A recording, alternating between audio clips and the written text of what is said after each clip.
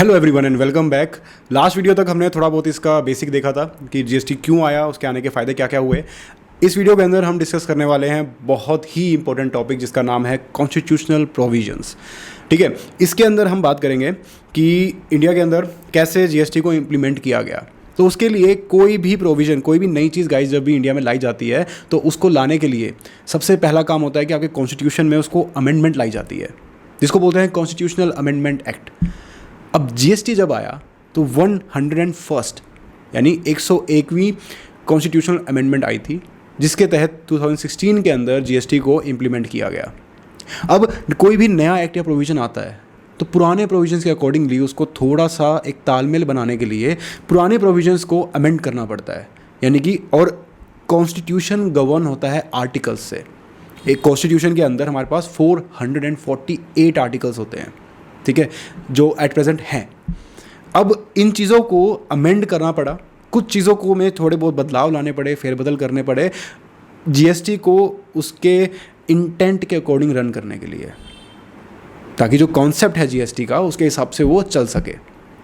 So guys इस video के अंदर हम इन्हीं चीज़ों के बारे में डिस्कस करने वाले हैं कि क्या क्या वो प्रोविजंस थे और क्या क्या वो आर्टिकल्स थे जिनमें अमेंडमेंट किए गए और क्या क्या नए नए चेंजेस लाए गए जिससे जीएसटी को एक बेटर मैनर में ऑपरेट किया जा सके हमारे इंडियन सिस्टम के अंदर। सो गाइज सबसे पहले अगर इसको हम देखें थोड़ा डिटेल में अच्छे से, तो मैं कुछ क्वेश्चंस आपके सामने पुट करूँगा, ठीक है। तो सबसे पहले अगर हम स्टार्ट करते हैं, जीएसटी लगने से पहले हर चीज़ का एक यहाँ पर डिफाइन करना ज़रूरी है कि क्या वो सप्लाई के अंडर आता है या नहीं। अब पहले क्या होता था कि आपके पास गुड्स थे, उसके लिए वैट था, एंड सर्विसेज के लिए सर्विस टैक्स था।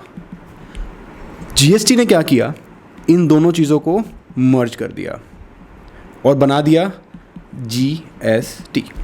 वैट भी हट गया, सर्विस टैक्स भी हट गया। अब उसकी वजह से यहाँ पर क्या हुआ, गुड्स भी आ गए इसमें, सर्विस भी आ गई। दोनों चीज़ों को अलग अलग ना बोलना पड़े, इसलिए यहाँ पर इन चीज़ों को कहा जाता है एक साथ सप्लाई, जिसके अंदर बोथ गुड्स एंड सर्विसेज आते हैं। तो ये एक पहला चेंज किया गया, गुड्स को और सर्विसेज को हटाकर सप्लाई वर्ड बोला गया जिसके ऊपर जीएसटी लगता है। इसको इस ढंग से भी कहा जा सकता था कि GST applied on goods, GST applied on services, but यहाँ पर अब इसको बोला जाता है कि GST is applied on supply, ताकि गवर्नमेंट प्रोविजन बना सके इस चीज़ के लिए। सीजी प्रोविजन बनाएगी कि क्या क्या चीज़ें सप्लाई में आएंगी, तो जो जो चीज़ें सप्लाई के अंदर आ जाएंगी उनके ऊपर जीएसटी लग जाएगा। So this is how it works. Government he determine करती है कि सप्लाई क्या होगी, गवर्नमेंट ही डिटरमाइन करती है कि प्लेस ऑफ सप्लाई क्या होगा। अब गाइज प्लेस ऑफ सप्लाई बहुत ही इंपॉर्टेंट कॉन्सेप्ट है, इस पे आगे एक पूरा चैप्टर है सप्लाई के ऊपर भी, प्लेस ऑफ सप्लाई के ऊपर भी। बट अगर हम सिर्फ प्लेस ऑफ सप्लाई की बात करें तो गाइज वहाँ पर दो चीज़ें बहुत अहम सामने आती हैं। सबसे पहली तो है कि सप्लाई इंटर स्टेट है क्या, यानी कि दो अलग अलग स्टेट्स के बीच में, कि माल निकल रहा है गुजरात से और पहुँच रहा है महाराष्ट्र। दूसरा है कि क्या सप्लाई इंट्रा स्टेट है, यानी कि एक ही स्टेट में शुरू हुई और वहीं पर ख़त्म हो गई। इन दोनों के लिए अब ये इम्पोर्टेंट क्यों है, क्यों ये बाइफर्केशन, क्यों ये जो चैप्टर है जो आगे हम पढ़ेंगे वो इतना इम्पोर्टेंट है। तो गाइज यहाँ से सारा का सारा डिटर्मिनेशन होता है। अब वैसे तो देखा जाए तो जो जीएसटी है वो लेवी किया जाता है ऑन सप्लाई बाय सीजी, और स्टेट्स जो हैं इसके रिगार्डिंग अपने रिस्पेक्टिव प्रोविजंस बनाते हैं, उनको बेटर मैनर में अपने हिसाब से ऑपरेट करने के लिए। बट जहां बात आ जाएगी गाइज हमारे पास इंटर स्टेट की, वहां पर इसके एक्सक्लूसिव राइट्स जो हैं, इसके जो एक्सक्लूसिव राइट्स हैं वो रिजर्व कर रखे हैं सीजी ने, यानी कि इंटर स्टेट के रिगार्डिंग जो भी प्रोविजंस होंगे उनको डील करने वाला है सीजी इटसेल्फ। और ये भी सीजी बताएगा कि कौन सी सप्लाई इंटर स्टेट है, कौन सी नहीं, ठीक है। अब यहां तक हमने देख लिया। नाउ द थिंग इज, पहले हमने देखा कि सप्लाई क्या क्या है, अगर वो सप्लाई में आ गई तो उस पर जीएसटी लग जाएगा। फिर हमने देखा कि वो प्लेस ऑफ सप्लाई क्या है उसका, क्या वो इंट्रा है या वो इंटर है। अगर इंटर स्टेट है तो उस पर IGST लगता है, ये भी एक बहुत ही इंपॉर्टेंट रोल प्ले करता है यहाँ पर। ठीक है गाइज, नेक्स्ट पॉइंट हमारे पास आएगा कि टैक्स कितना लगेगा। तो वो रेट भी लेवी करती है CG। वो रेट हो गया, फॉर एग्जांपल मैंने ले लिया 18% आपका GST लग गया किसी चीज़ के ऊपर। ठीक है, आपने लगा दिया, GST हो गया। अब बात आती है गाइज अपोर्शनमेंट की। ठीक है, आपने ये इकट्ठा कर लिया, इसको बांटना भी तो पड़ेगा ना, इसको डिवाइड करना पड़ेगा। सेंटर का हिस्सा सेंटर के पास जाएगा, स्टेट का हिस्सा स्टेट के पास जाएगा। वो अपोर्शनमेंट किस मैनर में होने वाला है वो भी आर्टिकल्स में बताया गया है, उसके लिए भी अमेंडमेंट्स किए गए हैं, उसके लिए भी चेंजेस आए हैं इसके अंदर। अब यूजुअली क्या होता है, तो यहाँ तक अगर आपको अच्छे से समझ में आ गया हो, मैं दोबारा रिपीट कर दूँ कि सप्लाई सबसे पहली चीज़ हमने यहाँ पर आई है नहीं। ठीक है, प्लेस ऑफ सप्लाई डिटरमाइन किया गया कि इंटर स्टेट क्या है और इंट्रा स्टेट क्या है। फिर देखा कि रेट जो लग गया, तो अब इंटर स्टेट सेल हो गई है, तो उस केस में उसको फिर अपोर्शन कैसे किया जाएगा। Okay, now we are going to talk about apportionment कैसे होता है। गाइज एक चीज़ होती है, अगर आपने सुना होगा, उसको बोलते हैं consolidated fund of India. Consolidated fund of India वो क्या होता है, गवर्नमेंट जितना भी, अगर फॉर एग्जांपल गवर्नमेंट अपने कंट्री को रन करने के लिए कुछ लोन भी ले सकती है, या गवर्नमेंट की कुछ इनकम भी होती है जो कि टैक्सेस के फॉर्म में हो जाती है, या फिर पेनल्टीज जो रिसीव करती है उनकी फॉर्म में हो जाती है। तो वो इनकम यहाँ पर रिसीव होती है और यहाँ से सारे एक्सपेंसेस इनकर किए जाते हैं। दिस इज़ बेसिकली गवर्नमेंट का गुल्लक। गवर्नमेंट के अपने बचाए हुए अपने पैसे हैं, इसको गवर्नमेंट अपने हिसाब से सेंटर के फॉर्म में यूज़ करने वाली है। अब क्या इस 18% जिसके अंदर स्टेट का भी हिस्सा है, ठीक है, इस 18% में जिसमें स्टेट का भी हिस्सा है, क्या ये पूरा का पूरा उठा के कंसोलिडेटेड फंड ऑफ इंडिया में डाल दिया जाए? तो आंसर इज़ नो। वहाँ पर क्या होता है, ये एक रूल बनाया गया कि जितना भी पैसा आप GST के फॉर्म में रिसीव करेंगे, क्योंकि आपको अपोर्शन करना है, तो वो कंसोलिडेटेड फंड ऑफ इंडिया में नहीं जाएगा। क्योंकि एक बार गाइज गुल्लक क्या होता है, एक बार उस गुल्लक में चला गया तो उसके बाद उसको सेंटर उसको यूज़ कर लेगी। तो उसको गुल्लक में डालने से पहले आपको अपोर्शन करना होगा और अपना हिस्सा जहाँ डालना है डाल लो, स्टेट को दे दो उसको जो भी है। ठीक है, तो इस चीज़ को स्ट्रीमलाइन करने के लिए, एक बेटर मैनर में ऑपरेट करने के लिए ये भी यहाँ पर प्रोविज़न रखा गया। ठीक है, कुछ चीज़ें ऐसी आई जिनको अभी तक GST के अंदर नहीं आया है, एक डेट के बाद उसको लगा दिया जाएगा वहाँ पर। तो गाइज़ वो चीज़ें क्या क्या हैं, जैसे कि पेट्रोलियम प्रोडक्ट्स हैं, 5 पेट्रोलियम प्रोडक्ट्स हैं, जैसे क्रूड ऑयल हो गया, नेचुरल गैस हो गया, ये सब चीज़ें हो गई, उनको अभी बाहर रखा है, पेंडिंग रखा है। जिस दिन डेट लगा देंगे वो, उसके बाद से उस पर GST लगने लगेगा। ठीक है, जैसा कि लास्ट वीडियो में देखा, अल्कोहल तो है ही बाहर। ठीक है, तो ये सब चीज़ें हैं। तो ये कुछ एक बेसिक ओवरव्यू था, थोड़ा सा डिटेल्ड और एनहेंस्ड बेसिक ओवरव्यू को मैं कह सकता हूँ, जिसके बेसिस पे पूरा GST का कॉन्स्टिट्यूशन टिका हुआ है, जिसके अराउंड ही सारी चीज़ें ऑपरेट होती हैं। यही सब देखने वाले हैं हम आगे की वीडियोस के अंदर, आगे के चैप्टर्स के अंदर काफ़ी डिटेल में उस चीज़ को स्टडी करेंगे। अब हम बात करते हैं यहाँ पर कॉन्स्टिट्यूशन की। अब हम देखेंगे आर्टिकल्स के बारे में, जिसके ऊपर एग्जाम में क्वेश्चन पूछा जाता है। तो गाइस सबसे पहले हमारे पास आता है आर्टिकल नंबर 265, जो कि बात बोलता है कि जितना भी टैक्स लेवी किया जाएगा या कलेक्ट किया जाएगा वो on the authority of law ही हो सकता है। ठीक है, 245 बात करता है कि power of enacting the laws is conferred on parliament and legislature. ठीक है, जैसा कि हमने देखा कि पार्लियामेंट CG का यहाँ पर हो गया एक तरह से, ठीक है, और लेजिस्लेचर हमारा स्टेट का हो गया। तो जो रूल्स बनाए जाएंगे वो इन्हीं के अकॉर्डिंग बनाए जाएंगे। ठीक है, 246 ये बात बोलता है कि रिस्पेक्टिव अथॉरिटी दी गई है यूनियन को और स्टेट को। उसके बाद हमारे पास आता है 7 शेड्यूल, जिसमें 3 लिस्ट हैं गाइस, लिस्ट नंबर 1, 2 एंड 3। 1 बात करती है कि जिसमें जो पावर्स दी गई हैं सेंट्रल गवर्नमेंट को, 2 बात करती है जो पावर दी गई हैं स्टेट गवर्नमेंट को, और 3 बात करती है जो पावर्स दी गई हैं इन दोनों को, यानी कि कुछ ऐसी चीज़ें हैं जिनके ऊपर पावर एक्सरसाइज की जाती हैं इन दोनों की अपने रजामंदी के साथ। तो ये चीज़ें यहाँ पर दी गई है। एंट्री 82 से 91 ऑफ लिस्ट 1 बात करता है कि जो लेवी होने वाला है टैक्स वो CG करने वाली है। ओके, उसके बाद आता है हमारे पास एंट्री 45 से 63, गाइज ये बात करती है कि जो भी फर्दर पावर है फॉर मेकिंग द लॉ वो स्टेट यहाँ पर करने वाली है रिस्पेक्टिव स्टेट्स के लिए अपनी स्टेट लिस्ट के अंडर, ठीक है। इनकम टैक्स की अगर हम बात करें तो वो एंट्री 82 में आता है। Taxes on income other than agriculture income and custom duty जो है एंट्री 83 में आता है। ड्यूटीज़ ऑफ कस्टम जो एक्सपोर्ट है, custom including exports duties of the union list, okay, वो चीज़ें यहाँ पर आती हैं हमारे पास। तो ये कुछ बेसिक चीज़ें हैं। अब यहाँ पर बात करते हैं कि क्यों नीड पड़ी कॉन्स्टिट्यूशनल अमेंडमेंट की। तो गाइज कोई भी चीज़ें अगर आप नहीं लेके आ रहे हो तो बिना अमेंडमेंट के आप उसमें नहीं ला सकते उसको। उसके कैसे बताऊँ, उसको माउल्ड करने के लिए, उसके अकॉर्डिंग चलाने के लिए आपको कुछ ना कुछ थोड़े मोटे चेंजेस करने ही पड़ेंगे। तो एक तरह से ये वही चीज़ है। उसके बाद हमारे पास आ गया गुड्स एंड सर्विस टैक्स। कुछ सिग्निफिकेंट प्रोविजंस क्या क्या हैं यहाँ पर और डिटेल में देख रहे हैं हम, ठीक है, कि क्या क्या है। करंट पावर्स जो हैं ऑफ पार्लियामेंट और स्टेट लेजिस्लेचर के पास है for governing the taxes on goods and services, ठीक है। फिर आता है हमारे पास कि integrated goods and service tax IGST, जो कि इंटर स्टेट के ऊपर लगता है, जैसा कि मैंने आपको बताया पहले, ऑफ गुड्स एंड सर्विसेज। वो लेवी भी किया जाएगा, कलेक्ट भी किया जाएगा बाय सेंट्रल गवर्नमेंट। फिर उसको अपोर्शन किया जाएगा, जिस अपोर्शनमेंट की हमने बात की थी कंसोलिडेटेड फंड ऑफ इंडिया में डालने से पहले उसको अपोर्शन किया जाएगा, वो यहाँ पर आ गया। एंड वो कब कैसे होगा, on the recommendation of the GST council, ठीक है। अब यहाँ पर गाइस बात आई जो कि मैंने को बताया था, प्लेस ऑफ सप्लाई क्या होती है, सप्लाई क्या होती है, ठीक है, कब वो इंटर स्टेट होगी, ये सब भी फॉर्मुलेटेड किया जाएगा बाय पार्लियामेंट कि क्या क्या चीज़ें सप्लाई में आती हैं और जब आती हैं तो क्या क्या प्लेस ऑफ सप्लाई होने वाली है, इंटर स्टेट कब होने वाली है, कब नहीं होने वाली, वो पार्लियामेंट ही डिसाइड करने वाला है। फिर हमारा पास आ गया 5 चीज़ें जिनके बारे में बताया था कि जिनके ऊपर अभी डेट मेंशन नहीं है, बट हाँ कभी भी डेट आ जाएगी तो उसके बाद ये इसके परव्यू के अंदर आ जाएंगे। तो वो हमारे पास पेट्रोलियम क्रूड आ गया, हाई स्पीड डीजल आ गया, motor spirit commonly known as petrol आ गया, natural gas, aviation turbine fuel आ गया, ओके।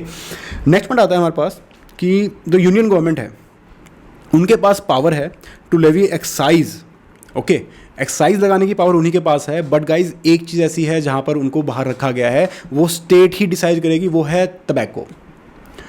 टबैको पे जो एक्साइज लगती है वो स्टेट गवर्नमेंट ही डिसाइड करती है। अब आर्टिकल 279 के थ्रू एक GST काउंसिल बनाई गई। जितने भी प्रोविजंस होते हैं सब कुछ बनता है वो GST काउंसिल के थ्रू ही आता है। पार्लियामेंट और GST काउंसिल एक साथ काम करते हैं इस चीज़ को अनेक्ट करने के लिए। यहाँ पर उसका कुछ कॉम्पोजिशन दिया है जिसको हम आगे डिटेल में देखने वाले हैं। पूरा का पूरा टॉपिक है, इसी वीडियो के अंदर वो कवर होगा डिटेल में कि GST का काउंसिल का कॉम्पोजिशन क्या है। अब यहाँ पर गाइज हम पढ़ते हैं इनकी चेंजेस को डिटेल में, ठीक है। तो यहाँ पर बोला गया है कि power to make laws with respect to goods and service tax. तो गाइज जैसा कि हमने पहले देख चुके हैं, ये आपको बताने की भी जरूरत नहीं पड़ेगी कि कौन बनाएगा, सेंटर एंड स्टेट। सेंटर के पास किस चीज़ की एक्सक्लूसिव पावर है, तो गाइज वो आपको पता है, आपके मन में वो आंसर आ चुका है इंटर स्टेट के केस के अंदर, तो वही यहाँ पर दिया गया है। उसके बाद आगे चलें तो इन 5 चीज़ों से उसको अभी बचा हुआ है, ये अभी आया नहीं है उसके अंदर। फिर बात आती है रेजिड्यूरी पावर्स की। अब गाइज जैसे कि हमने लिस्ट देखा था ऊपर, फॉर एग्जांपल दोबारा चलते हैं, कुछ चीज़ों पे स्टेट लिस्ट के अंडर लॉ बनना था, कुछ चीज़ों में कॉन्करेंट लिस्ट के अंडर लॉ बनना था, बट इनमें से कुछ चीज़ें रह गई, कुछ चीज़ें रेजिडुअल बच गई। यहाँ पे ये लॉ के छत्र छाया के अंदर चीज़ें आ चुकी है, बट ये जो चीज़ें हैं ये बाहर रह गई। तो इसके रिगार्डिंग जो लॉज एंड रेगुलेशन बनेंगे वो यूनियन लिस्ट बनाएगी, ऐसा आर्टिकल कहता था। अब उस चीज़ को अमेंड कर दिया गया है। अमेंडमेंट के बाद ये बताया गया है कि अब जैसे हमने 246A में देखा, यहाँ हमने देखा कि respective state and centre rules and regulation बनाने वाले हैं, तो रेजिड्यूरी प्रोविजंस को भी यही डील करने वाले हैं। ये यहाँ पर चेंज ला दिया गया, ओके। तो 248 यही बात करता है कि 246 के ही मैनर में उस चीज़ को ऑपरेट किया जाएगा। अब आती हैं 2 जुड़वा सेक्शन आते हैं थोड़े से, ठीक है, एक साथ जाते हैं, ये गो टुगेदर। 249 एंड 250। 249 बेसिकली बात करता है नेशनल इंटरेस्ट में और 250 बात करेगा इमरजेंसी के केस में। तो गाइज वैसे तो रिस्पेक्टिव लॉ बनाने के लिए पावर दी गई है सेंटर को एंड स्टेट को, बट यहाँ ये कहते हैं कि अगर नेशनल इंटरेस्ट में सेंट्रल गवर्नमेंट को लगता है कि कुछ पावर्स को मुझे ही एक्सरसाइज करना पड़ेगा स्टेट्स के लिए भी, तो वहाँ पर वो बीच में आ जाएंगे। या फिर कोई इमरजेंसी डिक्लेयर हो गई इंडिया के अंदर, ठीक है, उस केस के अंदर भी स्टेट के रिगार्डिंग सेंटर अपने लिए उसको एक्ट अपॉन कर सकती है। तो ये यहाँ पर दिया गया है उनको power, okay. Now duties levied by the centre but collected and appropriated by the states. तो बेसिकली क्या होता है कि जो भी ड्यूटीज़ होती हैं वो सेंटर लेवी करती है, जैसे वो 18% हमने बात की थी, वो रेट सेट कर दिया सेंटर ने, बट उसको इकट्ठा सेंटर के लिए स्टेट करेगा। बट यहाँ अगर हम यूटी की बात कर रहे हैं, हम चंडीगढ़ की बात कर रहे हैं फॉर एग्जांपल, तो उस केस के अंदर जो भी कलेक्शन होगा वो यूनियन ही करेगा, वो गवर्नमेंट ही करेगी, सेंट्रल गवर्नमेंट ही करने वाली है। ठीक है, एक चीज़ यहाँ पर थी बेसिकली, कुछ टैक्सेस ऐसे होते हैं जिन फॉर एग्जांपल कौन कौन से टैक्स यहाँ पर दिए गए हैं, stamp duty and excise on medicinal and toilet preparations. Excise on medicine and toilet preparations, उनके लिए जो एक्साइज लगेगा और स्टैम्प ड्यूटी होगा, ये कुछ ऐसे प्रोविजंस हैं जिसको लेवी तो करती है सेंटर, लेकिन कलेक्ट करते हैं उनके बिहाफ में स्टेट, यूटी के बिहाफ में खुद सेंट्रल गवर्नमेंट। तो यहाँ पर ये चीज़ हटा दी गई है, CAA यानी कि ये कॉन्स्टिट्यूशनल अमेंडमेंट एक्ट आने के बाद यहाँ से मेडिसिनल एंड टॉयलेट प्रिपरेशन को इस आर्टिकल से हटा दिया गया है और उसको सबस्यूम कर दिया गया है GST के अंदर ही। तो यानी कि जो इस पर एक्साइज की तरह अलग से इस पर चार्ज होता था, वो अब गाइज हट चुका है, वो GST के अंदर ही आ चुका है अब अपॉन दिस अमेंडमेंट। अब यहाँ पे क्या आता है, आर्टिकल नंबर 268A, ये क्या करता है, ये एम्पावर करता है union to levy service tax omitted, यानी कि 268A के थ्रू सर्विस टैक्स लगता था जिसको ऑब्वियसली ओमिट कर दिया गया है, हटा दिया गया है, निस्ते नाबूद कर दिया गया है। ओके, फिर आता है हमारे पास article number 269A, levy and collection of GST on inter state supply. Guys यहाँ पर वही बात आती है जो मैंने आपको पूरी की पूरी कहानी बताई थी कंसोलिडेटेड फंड ऑफ इंडिया के बारे में। तो लेवी करने वाली है सेंटर, कलेक्ट करने वाली है स्टेट, बट इंटर स्टेट के केस के अंदर IGST लगेगा, पूरा का पूरा पैसा जाएगा सेंटर के पास, वो पैसा होगा डिवाइड, ये मेक श्योर होगा कि वो डिवाइड करने से पहले आप उसको कंसोलिडेटेड फंड ऑफ इंडिया के अंदर ना डाल दें, क्योंकि अगर उस गुल्लक में एक बार चला गया तो उसको नहीं फोड़ पाओगे, उसको निकाल के आप किसी और पर्पज़ के लिए यूज़ नहीं कर पाओगे।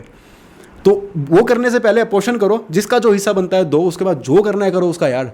ठीक है, तो ये यहाँ पर ये चीज़ कही गई है। 269A बात करता है, ये उसी सॉरी 269A को ही यहाँ पर एक सिंप्लीफाई मैंने में करके दिया है, एक प्लेन रीडिंग आपके लिए बहुत इनफ होगी। अब आता है article number 270, distribution of goods and service tax GST between centre and state. तो वही हमने जैसे कि बात किया पहले, तो यहाँ पर डिस्ट्रीब्यूशन के बारे में बात होती है। फिर बात आती है कि 271 जो कि अमेंड किया गया है, वो बात करता है कि पार्लियामेंट के पास पावर थी कोई भी टैक्स को वो इंक्रीज़ करने की किसी भी रेट पे, और अगर जो इंक्रीज़ किया है, फॉर एग्जांपल पहले क्या होता था, अगर कोई 15% रेट है तो वो नॉर्मली अपोर्शन हो रहा है, सबके पास जा रहा है, गवर्नमेंट ने कर दिया उसको इंक्रीज अप टू 18%, तो जो बचा हुआ 3% है ना बीच का जो बढ़ा है गाइस, वो गवर्नमेंट अपने पास रख लेती थी। अब उस चीज़ में से GST को बाहर निकाल दिया कि आप GST में ये हरकत नहीं कर सकते कि आप उसको 15 से 18 से बढ़ा के 24 कर दो और बचे हुए 6 अपने पास रख लो, तो वहां से GST को निकाल के बाहर फेंक दिया है। ठीक है, अब यहाँ पर कुछ छोटी मोटी डेफिनेशंस हैं, plain reading will be enough for you guys. Goods क्या होता है, सर्विस क्या होता है, ठीक है, स्टेट क्या आएगी उसके अंदर, nothing to be worried about इस चीज़ के अंदर।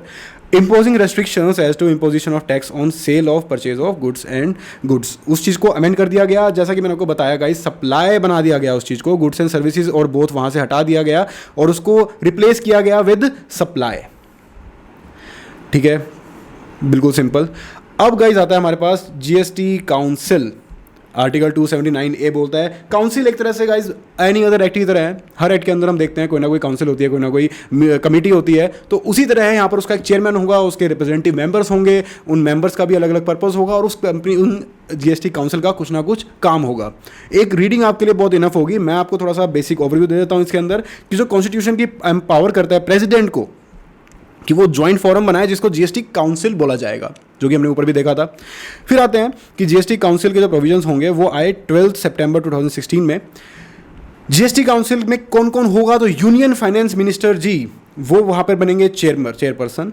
फिर उसके बाद आएगा union minister of state in charge of revenue और फाइनेंस इज द मेंबर। फिर minister in charge of finance और टैक्सेशन जो होगा वो नॉमिनेट होगा बाय ईच स्टेट गवर्नमेंट। तो ये इसका कॉम्पोजिशन है कि कौन कौन से मेंबर्स होने वाले हैं, आपके लिए सिर्फ आपको जानना जरूरी है, वह पढ़ लेंगे, ज़्यादा इसको रटने की जरूरत नहीं है। फिर आता है कि मेंबर्स ऑफ GST काउंसिल कौन कौन होने वाले हैं, वो as soon as may be choose one amongst themself to be the vice chairperson. जितने भी मेंबर्स यहाँ पर हैं, ठीक है, अपार्ट फ्रॉम द चेयरपर्सन जितने मेंबर्स हैं वो मिलकर चूज करेंगे चेयरपर्सन के साथ बैठने वाला एक वाइस चेयरमैन, ठीक है, with in such period as may be prescribed. अब क्या होगा, GST council shall make recommendation to the union and the state किन चीज़ों के ऊपर रिकमेंडेशन देने वाली है कि टैक्स क्या होने वाले हैं, सेस क्या लगने वाले हैं, सरचार्ज कितना होने वाला है on levied by union, states and other local bodies which may be subsumed in the goods and service taxes. कौन से ऐसे टैक्सेस, सेसेस एंड सरचार्जेस थे जिनको सबस्यूम कर दिया जाएगा हमारे जीएसटी के अंदर ही। कौन कौन से गुड्स एंड सर्विसेज होंगे जो कि जिनके ऊपर टैक्स लगेगा जीएसटी या जिनको एग्जेम्प्ट किया जाएगा, वो भी ये देखने वाले हैं। एग्जेम्पशन भी आगे एक चैप्टर आएगा, बहुत बड़ा और बहुत इंपॉर्टेंट चैप्टर है गाइस वो, ठीक है। उसके बाद देखने वाले हैं कि model goods and service tax law बनाएंगे ये, ठीक है। प्रिंसिपल्स ऑफ लेवी उसके अंदर आने वाला है of goods and service tax.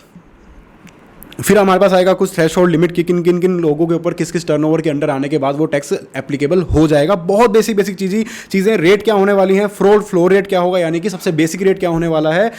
और उसके बाद आता है बैंड्स क्या होते हैं, बैंड्स गाइस, बैंड्स क्या होते हैं। फॉर एग्जांपल एक बैंड दे दिया जाएगा कि फॉलोइंग गुड्स एंड सर्विस के ऊपर, फॉलोइंग सप्लाई के ऊपर 12 से 18% जीएसटी लगेगा, यानी कि एक रेंज दे दी इन्होंने, एग्जैक्ट रेट नहीं बताया। अब उस रेंज के ऊपर आपको किसी स्टेट्स को फ्रीडम होती है कि वो अपना रेट डिसाइड करके वहाँ पर लगा सकते हैं, ओके। उसके बाद आया डिफरेंट स्टेट्स के लिए क्या क्या प्रोविजन बनाने वाले हैं ये, ठीक है, या फिर कोई अदर मैटर एज में बी प्रेस्क्राइब्ड। अब यहाँ पर बात की कि वो रिकमेंड करेगी डेट, ठीक है। तो जीएसटी काउंसिल का हम वेट कर रहे हैं कि जीएसटी काउंसिल एक डेट रिकमेंड करेगी और उसके बेसिस पे इन नेचुरल गैसेस के सबके ऊपर टैक्स लग जाएगा।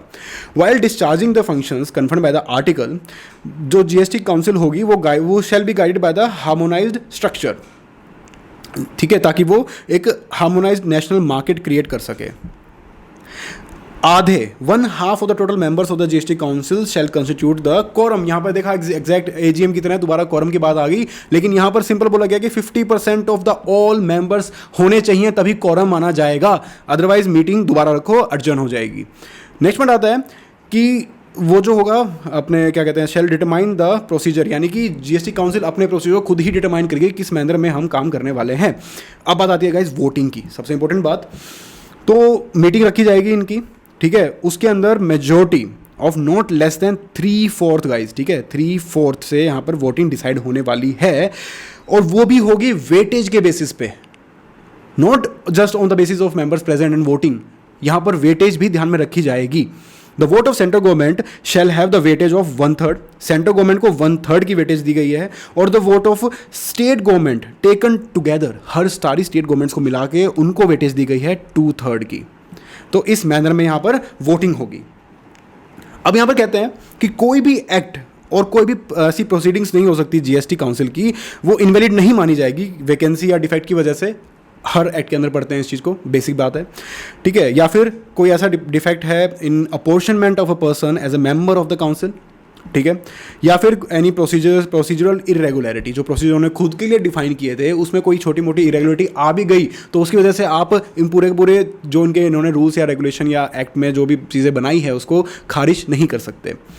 नेक्स्ट पॉइंट आता है goods and service tax council shall establish a mechanism to adjudicate any dispute between, उनका खुद का एक मैकेनिज्म होगा जो एडजुडिकेट करेगा कोई डिस्प्यूट आते हैं between government of India and any other more state, या फिर between government of India and state, और state on one side and one or more other states on the other side, ठीक है, यानी कि कुछ मिलके स्टेट्स दूसरी कुछ मिलके स्टेट से लड़ रहे हैं एक तरह से, या फिर बिटवीन 2 और more states arising out of the recommendation of the council और इम्प्लीमेंटेशन देयर ऑफ।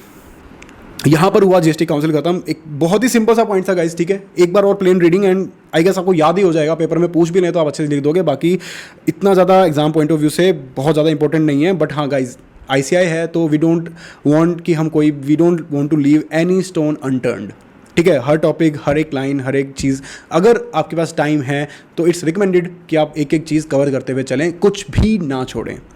उसके बाद हमारे पास पॉइंट आता है एक कि आर्टिकल 368 को भी अमेंड कर दिया गया है टू इंक्लूड, उसकी जगह पे आर्टिकल 279A आ गया है उसके अंदर, ठीक है।